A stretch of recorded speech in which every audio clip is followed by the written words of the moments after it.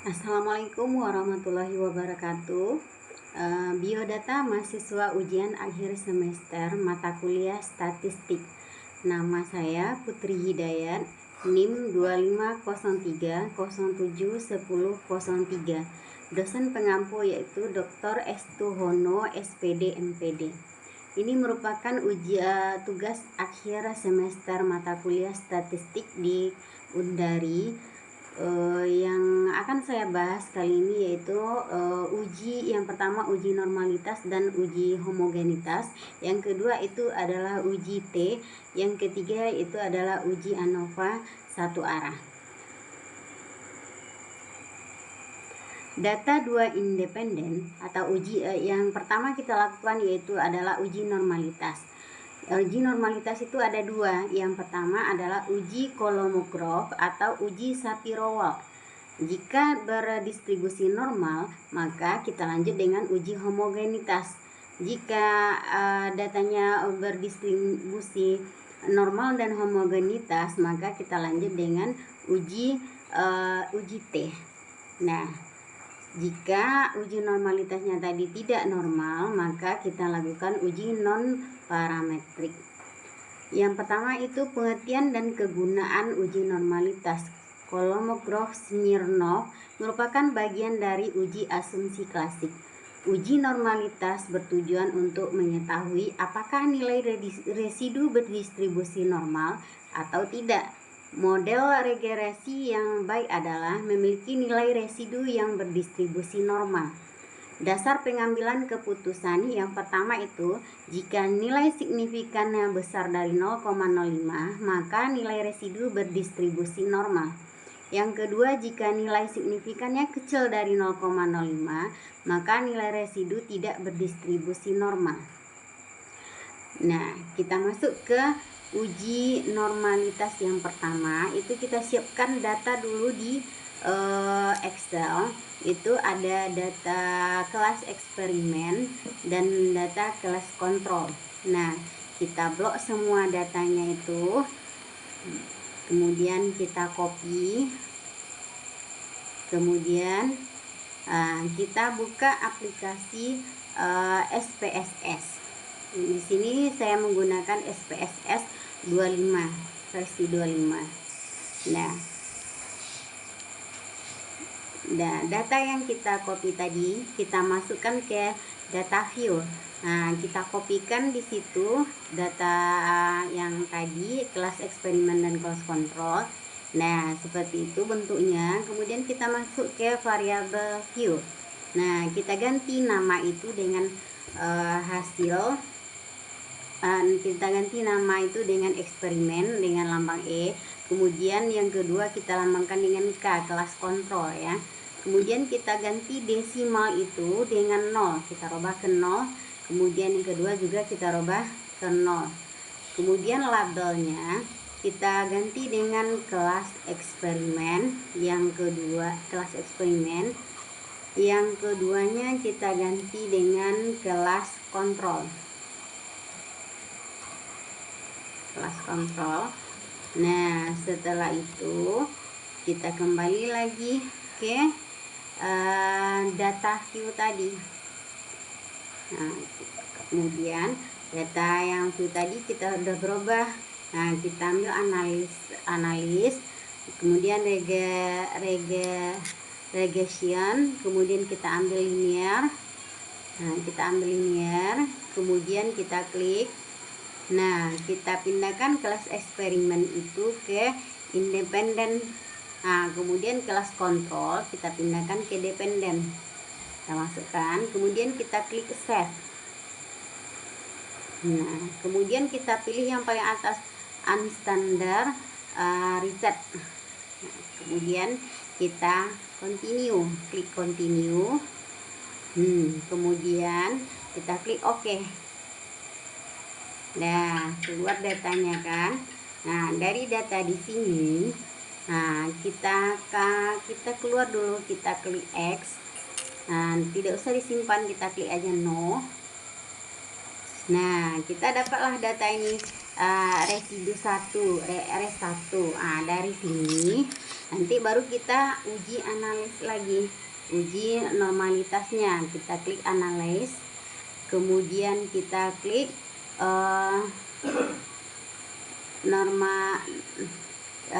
kita klik natural network, kita klik apa, non parametric, kemudian kita ambil legally dialog, kemudian kita ambil simple KS. Nah, di bawahnya ada understand, kita klik itu, kemudian kita pindahkan ke variable list, kemudian kita klik normal. Nah, udah centang normalnya, baru kita klik OK. Nah, di sini dapatlah data berdistribusi normal, berdistribusi normal. Nah, kita ini tengok 0,127, 0,127, berarti data berdistribusi normal. Nah, sesuai dengan apa tadi, data tadi, jika signifikannya besar dari 0,05. Nah, kita lanjut ke uji homogenitas. Uji homogenitas adalah suatu uji yang dilakukan untuk mengetahui bahwa dua data atau lebih kelompok data sampel berasal dari populasi yang memiliki varian sama atau homogen. Pengujian ini merupakan persyaratan sebelum melakukan pengujian lain, misalnya t-test dan ANOVA. Pengujian ini digunakan untuk meyakinkan bahwa kelompok data memang berasal dari populasi yang memiliki varian yang sama. Dasar pengambilan keputusannya yang pertama itu, jika nilai signifikannya besar dari 0,05, maka distribusi data homogen. Jika yang kedua, jika nilai signifikannya kecil dari 0,05, maka distribusi data tidak homogen. Nah, kita praktekkan dari data kita yang tadi di Excel tadi, kita ambil lagi kelas eksperimen, ada kelas kontrol. Kita buat di sebelahnya itu adalah kelas eksperimen, kemudian kita buat di sebelahnya lagi kelas kontrol.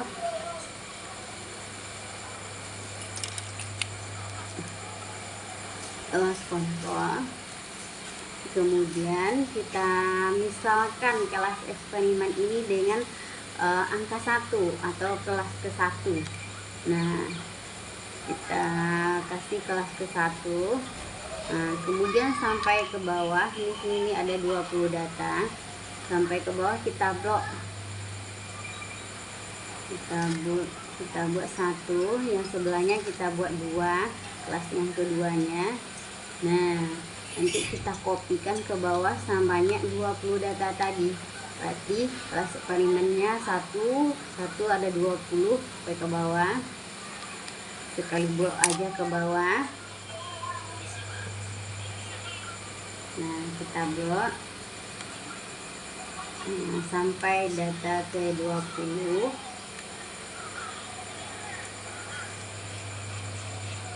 Nah, kita copy paste di situ. Nah, kemudian di sebelahnya kita buat lagi hasil belajar. Kita buat hasil belajar.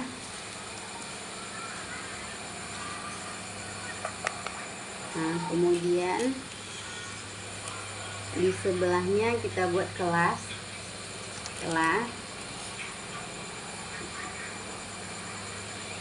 Nah, kemudian kita copy kelas eksperimen tadi semuanya ke hasil belajar, dan juga kelas kontrol ke hasil belajar, kita gabungkan dia sampai ke bawah.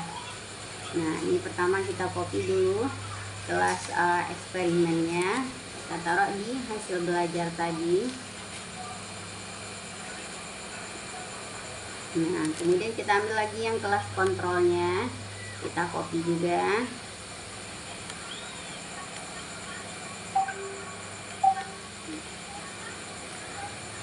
Nah, kita copy, kemudian kita pastekan di bawah dari data 20 tadi, data ke-21-nya. Nah, kita kopikan. Nah, kemudian lambangnya tadi lagi pemisahan kelas eksperimen kan 1 tadi. Kita taruh 1 itu di kelas semuanya sampai yang ke-20, kita kopikan.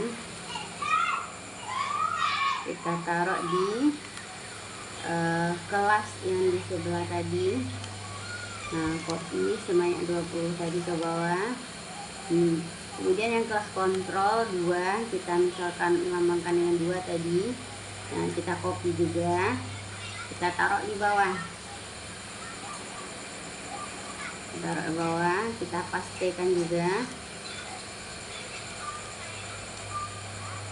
Nah, kemudian kita blok semuanya hasil belajar sama kelas ini, kita copy, kita blok semuanya. Kita blok ke bawah semuanya, kita copy.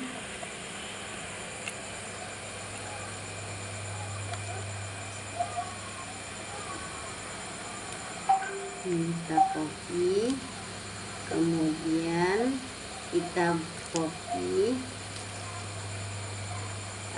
Ctrl C ya, kemudian kita ambil lagi ke SPSS 25 tadi, versi 25 ya. Kita buka, kita masukkanlah data tersebut kita kopikan di data view.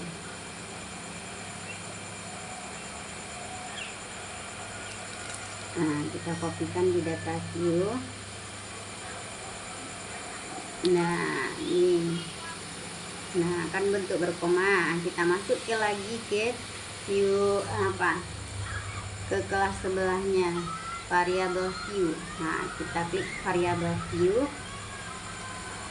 Nah, kita ganti namanya itu dengan tadi eksperimen. Kita kelas eksperimen hasil belajar. Kemudian di bawahnya kelas. Nah, kemudian ini kelas. Kemudian di desimalnya kita ganti dengan 0. Desimal kedua juga kita ganti dengan 0. Nah, kemudian label kita ganti dengan apa tadi? Kelas eksperimen. Di label pertama kita buat kelas eksperimen. Label kedua kita buat kelas kontrol.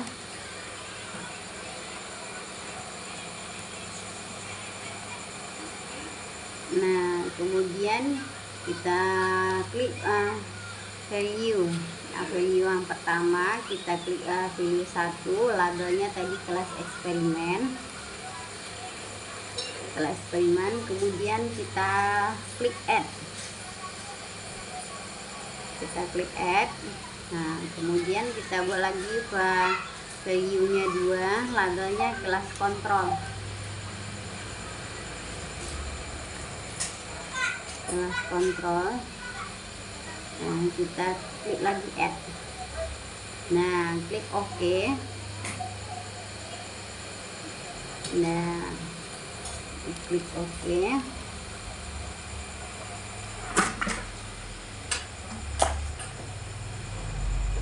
Nah, kita kembali lagi ke data view. Nah, dari sini udah berganti yang koma tadi, kita klik analyze dan compartments. Kemudian kita ambil one way ANOVA. Kemudian kita klik eksperimen ke dependent list.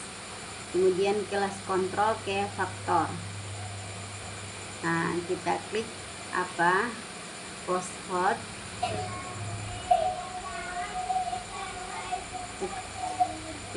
Klik option, kita klik homogeneity of kemudian continue dan kita klik OK. Nah, ini keluarlah hasil tes homogenitasnya. Nah, berarti tes homogenitasnya ini bernilai 0,343. Berarti ini homogen karena tadi batasnya adalah 0,05. Berarti ini berdistribusi homogen. datanya homogen. Jika datanya homogen, kita lanjut melakukan uji uji T. Nah, nampak di sini. Kita masuk uji T. Tujuan untuk mengetahui apakah terdapat perbedaan rata-rata dua sampel atau dua kelompok yang saling berpasangan atau berhubungan dari tes kelas eksperimen dan kelas kontrol yang sudah diuji normalitas dan homogenitas. Kita tentukan lagi uji T-nya. Nah, cara menentukan uji T-nya sama kayak tadi, kita ambil datanya. Ambil data di kelas eksperimen. Nah, kita ambil data yang tadi, ada hasil belajar tadi, kita blok lagi. Kita copy. Nah, kita copy, kita masuk, buka lagi aplikasinya SPSS tadi, SPSS 25 di sini saya pakai ya. Kemudian kita kopikan di data view. Nah, kita kopikan di data view. Nah, hampir sama kayak tadi, ada berkoma dia, kita ambil ke variabel view, sama kita ganti nama dengan eksperimen atau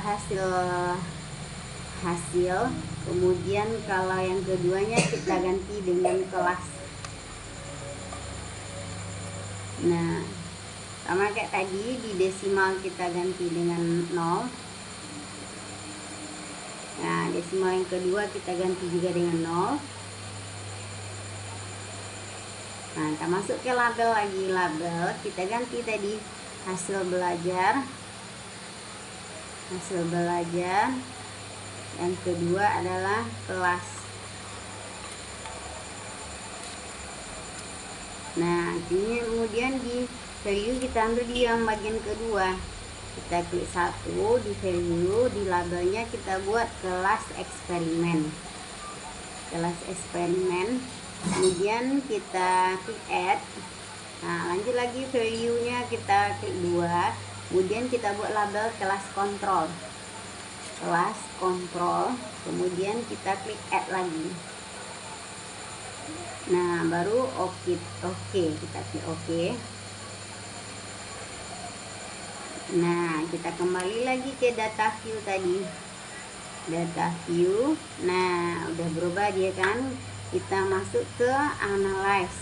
Nah, compare means, kita klik ke independent smarty yang di atasnya.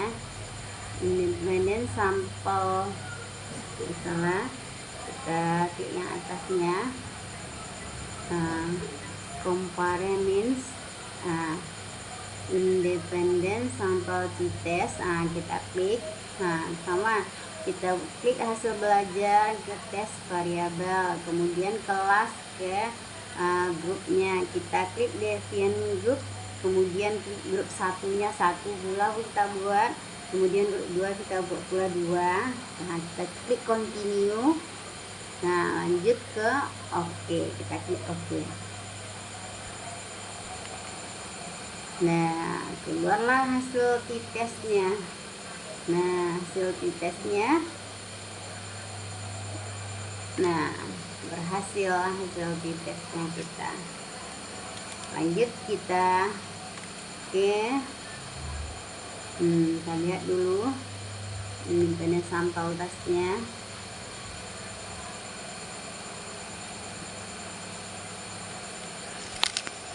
Nah, inilah hasil t-testnya. Hasil t-testnya 0,407 dan 0, standar deviasinya 15,684. Nah, kita lanjut ke uji ANOVA. Adalah metode statistik untuk membandingkan rata-rata 3 kelompok data atau lebih secara bersamaan guna mengetahui apakah ada perbedaan yang signifikan secara statistik di antara rata-rata tersebut dengan cara menganalisis variabilitas data ke dalam variabel dalam kelompok dan variasi antar kelompok. Tujuannya adalah menghemat waktu dibanding uji T berulang dan mengurangi risiko kesalahan tipe. Dengan menguji pengaruh variabel independen terhadap variabel dependen pada level perlakuan berbeda. Nah, kita cobakan. Nah, di sini kita kalau uji ANOVA ini ada 3 data ya. Kalau tadi kita menggunakan dua data, tapi uji ANOVA ini harus 3 data. Nah, yang kita misalkan dengan gaya belajar. Yang pertama itu auditorial, yang kedua visual, yang ketiga kinestetik. Nah, kita buatkan juga sama kayak tadi, berurutan, kita blok dia ke bawah. Nah, ini kita blok nilai sama gaya belajarnya, kita blok ke bawah. Nah, kita Ctrl C,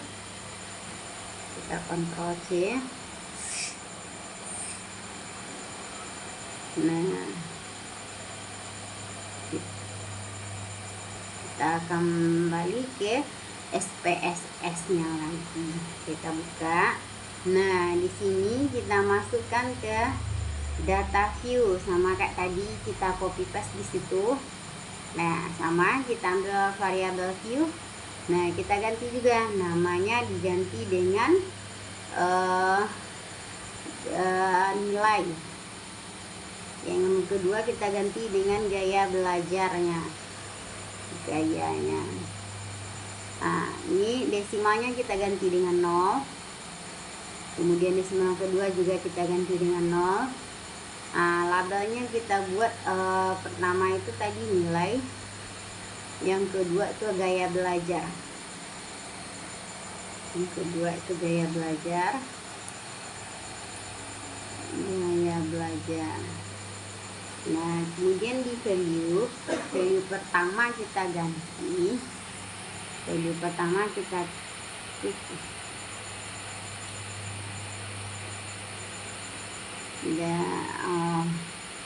Value pertama,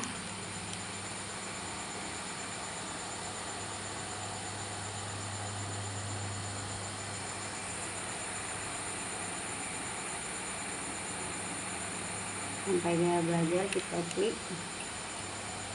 value pertama. Nah, nanti value nya kita ketik 1, labelnya auditorial. Auditorial. Nah, sama kayak tadi, auditorial, kita klik add.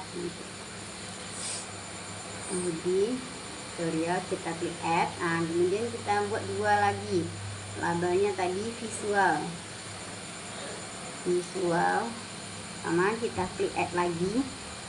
Nah, kemudian value berikutnya 3, kita klik 3, labelnya tadi kinestetik. Nah, kita klik lagi add. Nah, kita klik OK. Nah, kita kembali lagi ke data view tadi. Nah, kita klik analyze. Nah, kemudian klik comparisons. Kemudian kita klik one-way ANOVA. Kita klik nilai, kita klik ke dependen. Kemudian gaya belajar kita klik ke faktor. Nah, kemudian kita klik post hoc.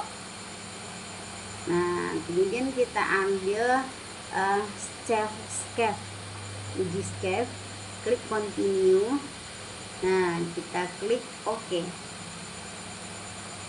Dan selesailah uji ANOVA kita. Uji ANOVA-nya itu adalah 0,22. Selesailah uji tes ANOVA kita hari ini.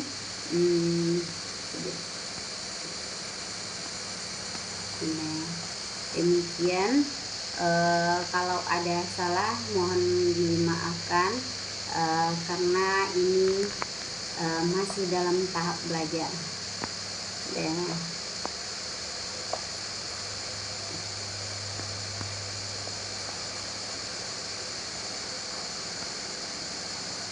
Terima kasih atas perhatiannya. Assalamualaikum warahmatullahi wabarakatuh.